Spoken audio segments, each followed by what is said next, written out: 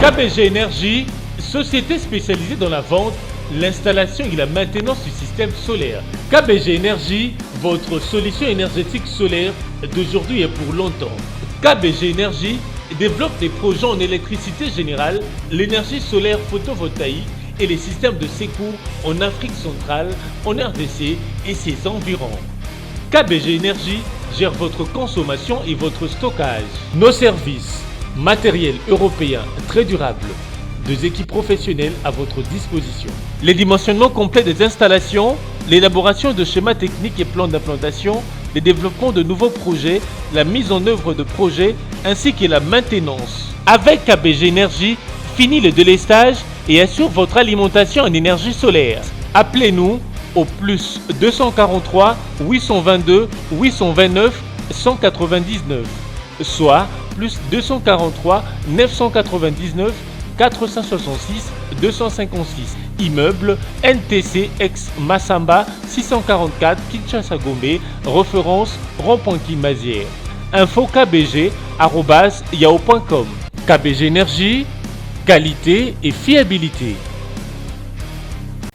Mbote Balandia Congo Live Télévision, merci pour vos arrêts ébélés partout dans le monde entier pour nous Rolanda Bisso à travers chaîne YouTube le Congo Live au message de Belabino Matali politique ya mboka na biso Congo lelo nazainga mbote nazaina mola mboka sans rival wazali moko ya ba combattant ya IDPS depuis Afrique du Sud na ipenza toko solola na makambo penza ya pasi komela kiye ndenge babeta kiye toko solola pe sur ma question d'actualité aux écoutambos na mboka na biso Congo surtout penza oyo ba décision président Félix alobi donc ya ko kabwana na FCCT non plus na dirkab na ye mo la mboka Vital Kamerhe mbote oui mbote ndeko bonne santé momuke. Oui, mon lamboka sans rival, tu es bien été, y'a les kame komela kiyo, à propos na ndongo bandeko loba, ndongo bandeko telemela, moi bato bako tambu samboka malamote, na ebite, likamo komela kiyo, zaki dû à nini, car koloba na onde, yango ebeti si. Bon oui, hein, olobi yango, je crois que ils appellent témoignage, je vois qu'il pas na bateau, ba agressa kingai. Bah interdit ngana lo basuma kama papa bakala te.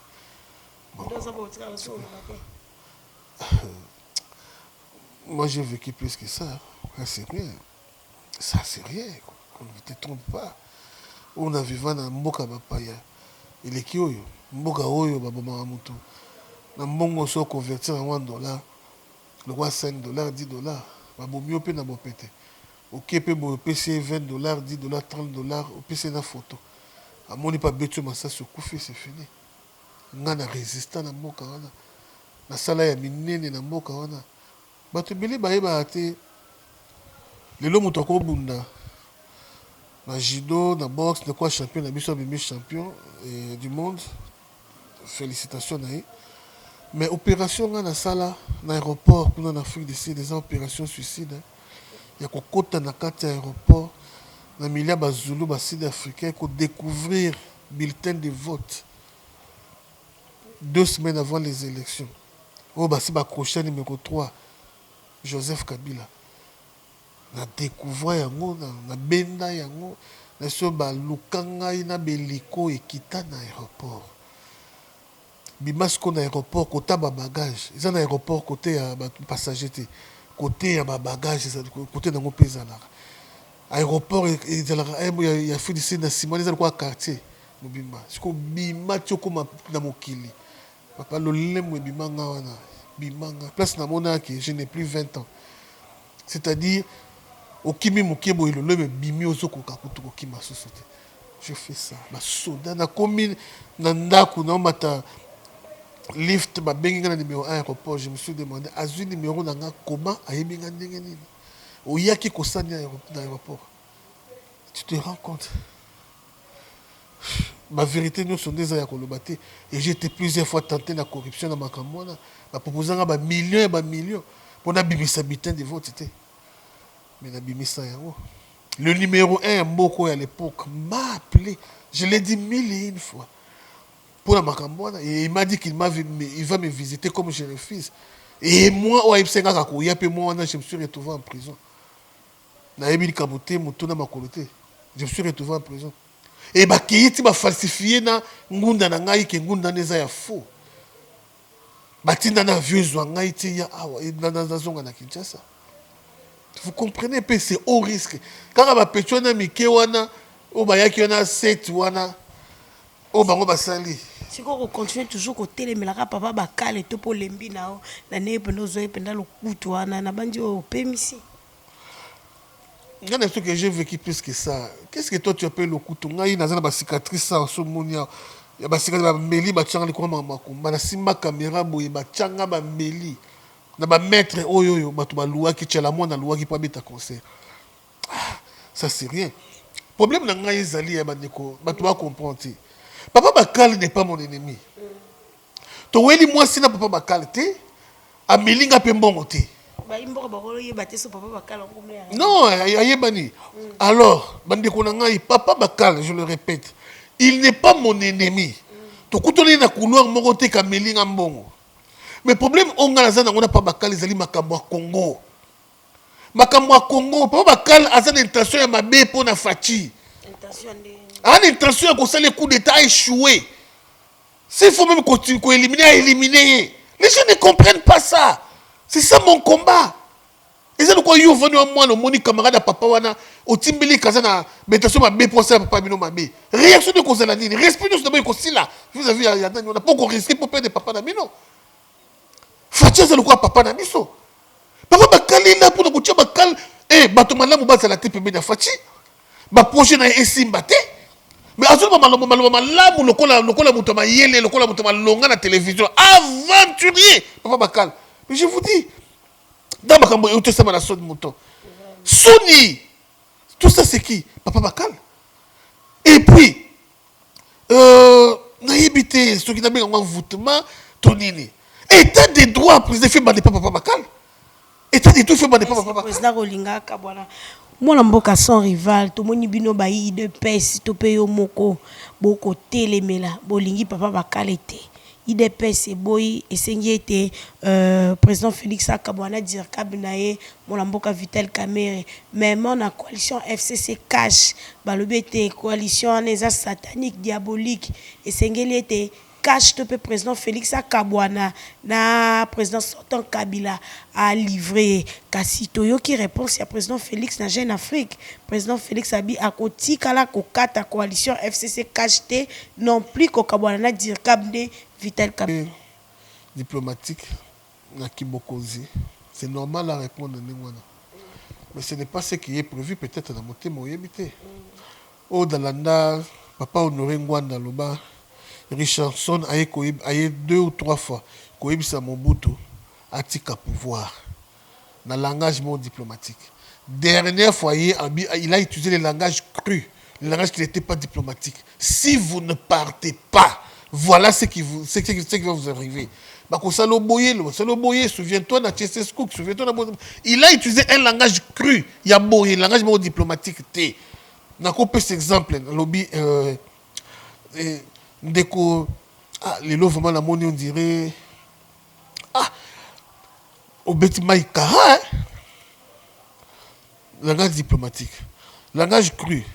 Comme il y a 18h, salité, tu comprends au moins des langages. Hein? C'est un peu ça. Alors, la diplomatie, c'est un langage qui utilisé. Dans le langage qui utilisé.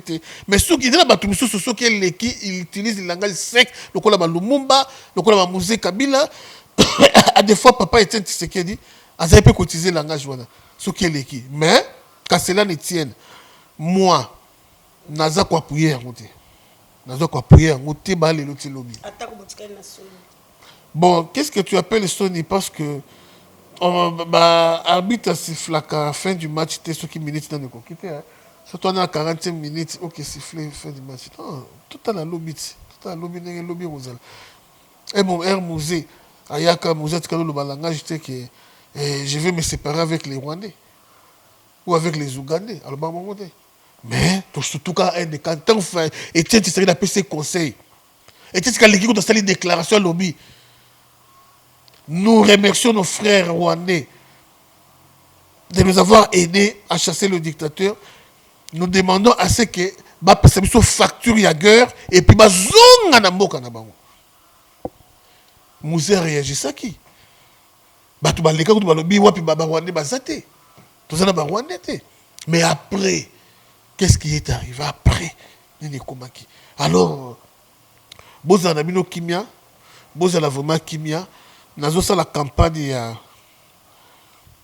Sauvons les Congo avec Fatih sans FCC ni Kamiri. Alors vraiment des Konangai et si quand nous sommes allés tchango na mutu na yo, sauver Congo avec Fatih comme président mais sans FCC ni Kamiri. Wana to komona clair, wana mboka komona lumière, wana ba congolais ba kosepela. Donc quoi Kamira zana FCC zana congolais komona clarté. Ah mon la clarté. Balé tu lobi. Je vous dis, je mets ma main à couper. Ce qui coalition eza coexister.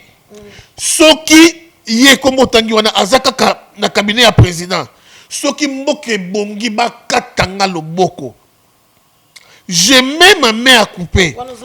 Nous sommes aujourd'hui le 40e, le 5 février 2020. Ce qui coalition wana et continue à faire un mandat président et que Papa Bakal Azaka wana ndeko soki mboka oyo congolais à sourire, congolais à sepeli. En tout cas, je mets ma main à couper. Ça je vous l'ai dit. Il est encore temps. Le président Azana Motema Munene pe ya malamu ya kobongisa mboka. Ndenge na yebeli président Fachi, ako sepela kutu abongisa Congo koleka ndako ya yemoko. Ako sepela kutu andi mane akufa pauvre. Mais yo obonga, yo o sepela. Mais bateau bazo tchaï bakal. Bateau bazo empêché. Mais ce qui m'étonne moi, Bachi bakal, président Monique Bachi bakal. Mais réagir, président doit réagir. Qu'est-ce qui se passe? Qu'est-ce qui se passe? Président Zomona, Bakal ne sonne qu'on ne vous trompe pas, il est le mieux informé. Hein. Président est très bien informé qu'on les gagne en Angaï. Mais nous, on dirait qu'il y a yébité. On dit qu'il y a Zomona. Même Babi Yibi, nous sommes en Yiba, il y a un bon ou un amalin. On va 15 minutes, président Yibi. Très bien. Mais le problème dans les alliés, à quand la réaction? À quoi réagir quand? Souci n'a pas de ce qui est comme un qui est les bas dans la prison. Un lobby kalaté bic rouge, et Zoya. Mais tant qu'il y a un cabinet, vous avez un conseil à Zoaki. Vous avez bien monté. Il y a un papa qui a fait long dans cabinet. Un lobby bic rouge, papa on a quitté. Mais elle a zongi dans le cabinet. Papa on a yébissé nini. C'est comme si son rival, président Félix, a pensa makambango akoka kolobate na mboka na yemoko. Soka bimine na mboka bapaya. Toka keke na koloba makambo, toko déboulonner. O na kofouiner na le passé to big rouge pour la nita loba na a na kata mboka ne. Il faut que nous le banque en dehors ya ko. Moni Fachi a défié Kabila Zana na pouvoir. Quand Sikonde Fachi obanga Kabila. Fachi on a s'encourager hein. Ko palangana te hein. A couragé pas timba fort. Ce qu'on y est pebo yozali kofi olali hein. Beta mindele na aéroport hein. Fati siko ki bokonzi et puis l'entourage na ye neza ko pesaka valium. Et il a laissé pongi. C'est ça le problème. Muto li bosso la laissé pongi papa Bakal. Papa Bakal. Au moins so komi mo conseiller à un certain moment, o ko ma conseiller la posa non sauter. Au moins ça posa ba conseiller. So c'est li kamuke boy. Oh, ils ont un ordre juridique, il faut bien un conseil juridique. Non, la loi au bon niveau, on a posé acte, conseil juridique à l'objet. Ce que ça, les Cameroun, on a ordre tel, au bien un spécialiste dans le conseil. Il y a la question là. C'est ça le problème. Mais ce que le problème, n'a plus ces années. Le problème, n'a plus, il y a président a commis Koyoka, Azoyoka Batouana, Koleka base. Aujourd'hui, on a pas ces préoccupations dans la ligne de Afrique du Sud. Il y a sur le babi, ça va en Afrique du Sud pour se retrouver. président Paline koyoka base te ndenge nini président Félix ayoka ki base akabona ki na Genève kasi ndenge ni aboyi koyoka base pour la likokabwana FCC tona dire ka mais conseiller mabe ya papa Bakal tolie mabe ya papa Bakal et puis bato oyo mwana bato ba se retrouver wana balingi te président yoka base parce que président be ayoka base lelo oyo ba ministre wana ba olongwa siko yotala ka osa ministre famille na yo ba se retrouver balingi likamwana te bao bayebasa na parlement puis koyoka likamwana te siki o ayoka base koyoka base ba dissoudre na parlement est-ce que baolinga te yango Daniel Safo petit nanga mela diamba Daniel Safo tomboki nango na niveau mo ndimano te c'est normal parce que bazo kato perdienne et famille na yo pe babakango na yo bana ba osepela te ndi loko zo salema yango wana matin midi soir butu kopesa conseil mabe pas fachi kopesa conseil mabe pas fachi donc ba détourner ayoka base te na bateau ba se retrouver wana na bateau so ba cabinet ba ministre ba so na nini donc souci na bango zali ba pese espace te na fachi ayoka base so ba moni ko za mutu moko oza lokola fils moko ya kala ya lelo te fils moko ya kala faut ba empêcher yo au monde en fachi so ba moni oza na esprit ya sans rival esprit ya papa Etienne Tshisekedi kota kati na yo ba ko empêcher yo mona fachi oya ko ya esprit ayoka base c'est ça yango nezoleka koto ba okata biso kwanga c'est ça le problème moi mboka sans rival 2020 président Félix Abaki teza année ya action selon son rival et le roni penda ezo freiner président Félix pote akokisa action en té na peuple congolais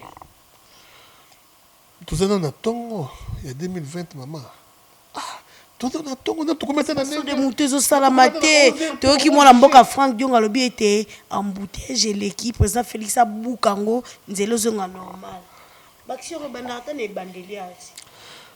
Moni na yebisa yo. Mati kopa ma descout kolobate social malungate. Moni na yebisa yo tozo zonga kana point wana liboso. Point liboso ezani point liboso ezali. Ozana veni tuchineti avenir banaka makasi wana. Na veni wana mai ezo sopana te kota na lupango na yo. Ebebisa lupango. Yo kamati ozwi pao otimboli mai dévier mai tango eko dévier tango kuna ye koya so ebele atambula ebeti eko déborder kozonga so na lopango na yo la meilleure façon eza nini kende place fuite ezali fuite ezali bongisa fuite wana benga bato ya régie des eaux babongisa place robinet oyo ebebi quelque part wana ezo ebibisa mai makambo saut de bouton, makambo social, makambo chita doula. C'est FCC, papa Bakal. C'est clair, je vous dis. Tant que manaté, solution ezali divorce, FCC, Nakash. C'est ça la solution. Ministre des Finances, Bibi Sambon, on va s'asseoir de mouton, blocage. Tel blocage. Tel blocage. Quand on a mis 200 millions de dollars, balande la boy, makamongo qui n'a ralenti. Boy, il a besoin de la Kangayuma. Il a dit que pas Kangayuma. Après Chadarabi, c'est aussi Miyuma, moto. Mais non, de solution, c'est Kakako. Ah, Zabinanga, tiens, Tshisekedi, Molimo Nayo. Ah, non, il a papa, wana. Non, il a papa, Etienne. Makasi. Il n'y a pas 4 chemins, papa Etienne. Ah, Mobutu en force. Papa Etienne a l'équipe de la conférence, je déclare la coupure de 5 millions démonétisée. Ah, t'es Nzambe Sunga Fati. Etienne Tshisekedi. Ah, député à l'époque de Basangana qui la coalition HCRPT au Conseil de la République à l'époque. Basangani. Petit candidat na bango Etienne Tshisekedi et pas Mobutu. Mobutu a nommé Tshisekedi. Lobby Tshisekedi a bien si journaliste. Avant une kala safari na ya lobby à partir à l'élo. Député Nyo soit suspendu. T'as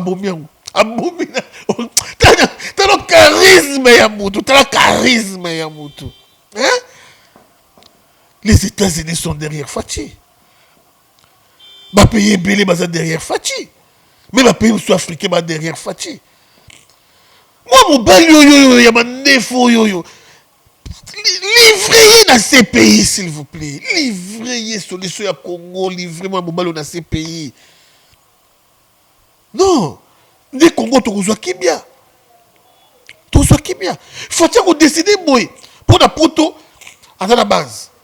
Hein? La base, dans Zoloba. Mais tant qu'on y a awa. Papa Bakala qui est quand vous comprenez au moins. C'est ça le problème. Sans rival, tu comme na souka émission na biso. Et que ça nous lenge nini tant beaucoup yo kaba propos ya bato mususu FCC ndeti mona mboka ari magie nenga koloba e cash ezakopa Kabila alobi ete mwana mboka président Félix Antoine Tshisekedi azali bongo d'enfer ya Kabila bis na ebité ça nous ndenge tango okomona mwa moko ya ba FCC akoloba mabe contre chef de l'état wala papa benga ngonde diffamation o même Mike Mukeba na prison. Et que ça nous nini ma réaction Harry Magie na président Félix Tshisekedi. Bon, il y a les bossons nous comme autant Harry Magie na ébiété. Mais j'ai appris seulement qu'il y a un voyou à l'écran de la télévision.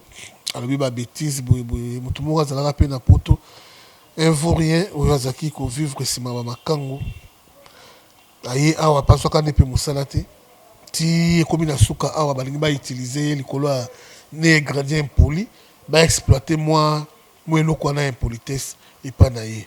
Mais quant à moi, tout ce qu'il a dit, n'a pas sa faute na nani, n'a pas sa faute na base.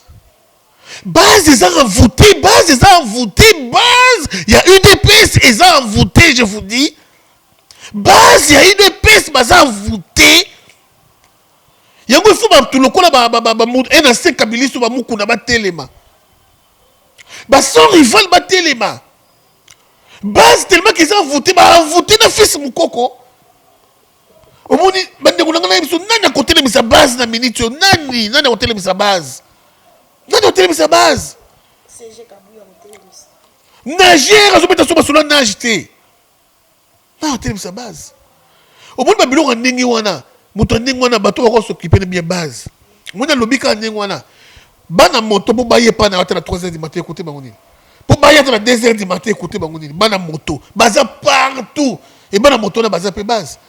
Ba ko sila na kombo tangela ba sila ni kana bo pété. Pour fati ko to yebi de loté. Ayebi ni ko to loté ba sila ni kana bo pété. Tangu ya Mobutu zalaki au leki na télévision au komisi Mobutu il y a un temps en conférence nationale. Ozala nous a parlé du peuple. Ndako no déjà ça ba ko isi na masina. Ba ko sila ndako no na masina. Et c'est ça la base. C'est ça la force. Il y a un monde et bon qui sakamboka. Il y a un monde change kamboka. Si les politiciens na biso ou ba komi ko sakana na biso, c'est parce que toi ba yuma.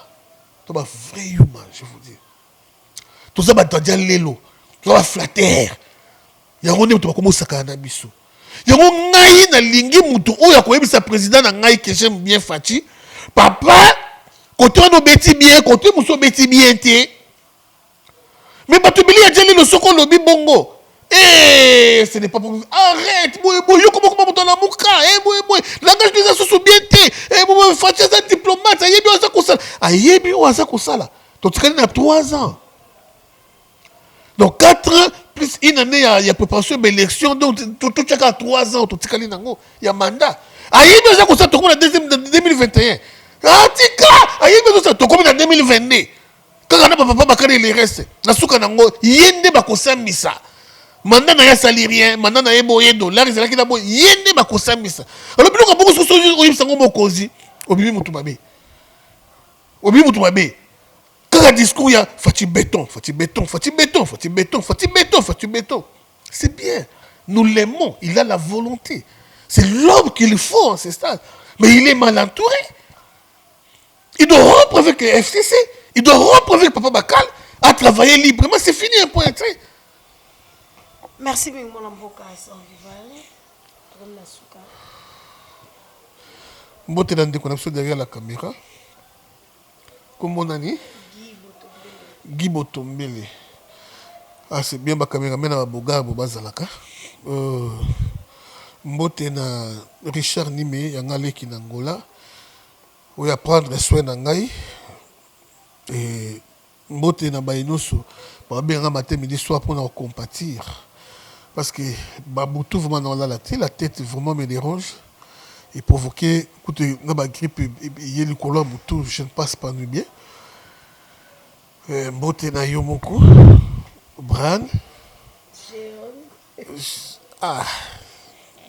merci encore une fois nazala ngati sekediste nazala mwana ndaku nazala mwana IDPS na soutenir vision ya président Fati souci na ngezali à réussir nazo souki c'est un exemple moko tu es président de la République tu as ton protocole président na protocole nazali kola munenga c'est le président mais protocole ce que le but est président ko kina gauche te président sanini auto ça quand ça ya président il le battre protocole a commis les colons non chargé de sécurité président ainsi président que lelo à président ça lati nous sur bakar et tandani libanda dans ba garde du corps tout c'est la sécurité côté bien président lelo bimate na senti peut pas bien te na libanda bimate président au santé il faut tout ça charger de sécurité alors biso peuple toujours veiller sur le régime oyo alors président a tout ça biso peuple il y a qui biso ko imposer président comme batu biso ba ko sa ba commentaire nango non tous allez ko aider chef ce que chargé secrétaire du président bimate pour intérêt président pour que bon été ce que protocole a bien les canceler et pour président si ma touche alors biso be base total pour tout si ma touche dans premier mandat oh kabwana na FCC merci. Merci Mingi Molamboka sans rival. Balandia Congo Live Télévision, merci pour vos acquis et belé pour nous Rolanda Bisso à travers le monde entier. Na Molamboka sans rival. Tout cela qui n'est pas matériel politique à Mboka na Bisso, tout peut actualité na République démocratique du Congo, tout comme na Souka. Merci na Wazekibou na ma caméra Guibou Tombela. Merci na Balanius Mandrapso partout dans le monde entier. Mon vieux Roger Louma Molbel Monen et président Félix Bambo Tenayo. J'en suis bon, mon papa social depuis États-Unis. Boss des boss James 007 depuis France Bambo Tenayo. Boss James 007 depuis France. Richard Maka depuis Lyon. C'est les Tunga de Lausanne. Pe papa Jean Compaoré. Dans nos souvenirs d'Amazonité, tout le monde a dit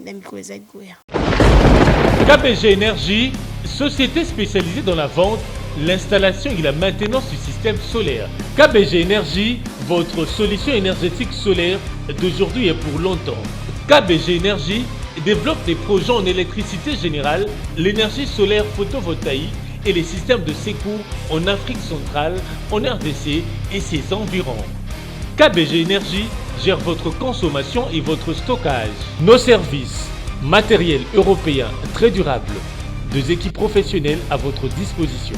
Les dimensionnements complets des installations, l'élaboration de schémas techniques et plans d'implantation, le développement de nouveaux projets, la mise en œuvre de projets ainsi que la maintenance. Avec KBG Énergie, fini le délestage et assure votre alimentation en énergie solaire.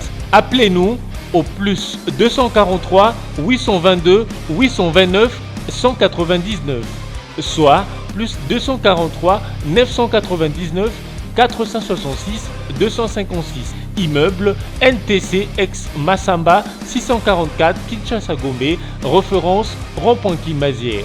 Info kbg@yahoo.com. KBG Énergie, qualité et fiabilité.